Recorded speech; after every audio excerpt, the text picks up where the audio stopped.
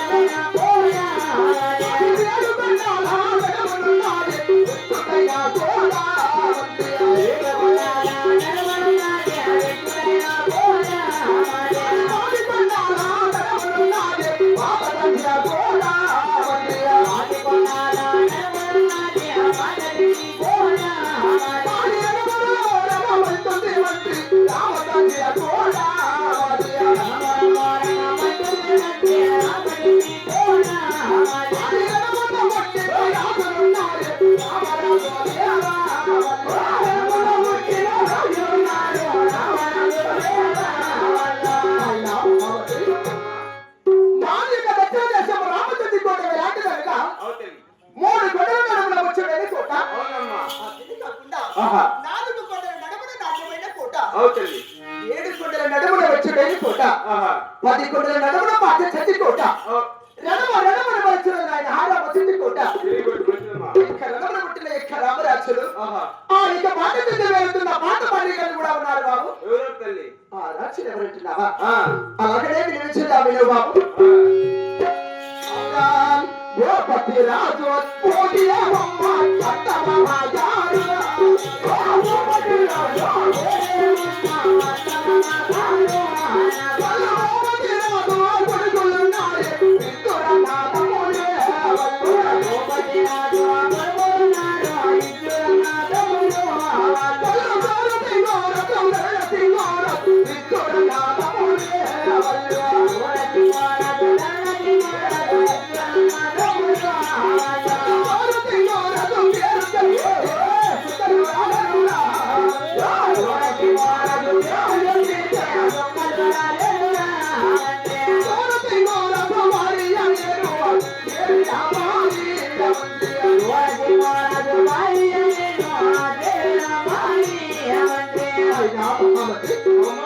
భూపతి రాజు భూదేవమ్మ నాకు అత్త మామగారు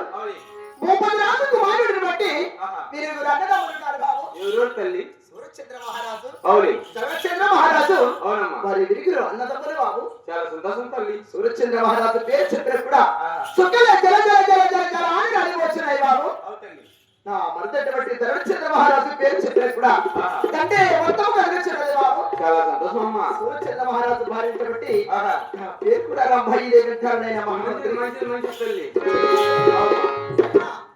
నన్ను ఈ తాను అడ్డావిచ్చిన కానీ బాబు నీ భర్త స్వర్గం రాదు మిమ్మల్ని చూసుకోరా అన్నాడు తీసుకోరాలా అంటాడు. అదే బాబు నా భర్త చదువుకోబోయే ముందుగా కూడా శగ్రాములను వేడికి పోయి బిందీరు పన్నీరు చలికవాడి మునిగి స్నానమాచారొచ్చి మా ఇక కులదేవుడి పాండవ స్వామి పూజ చేసుకొని తర్వాత వెళ్దామా బాబు కాదమ్మా సూర్యుని భర్త కాడికి వెళ్ళి శంకరావరం ఏంటివి మునిగి స్నానం చేసి అవునా పండుగ స్నానం చూసుకోమామా అవునా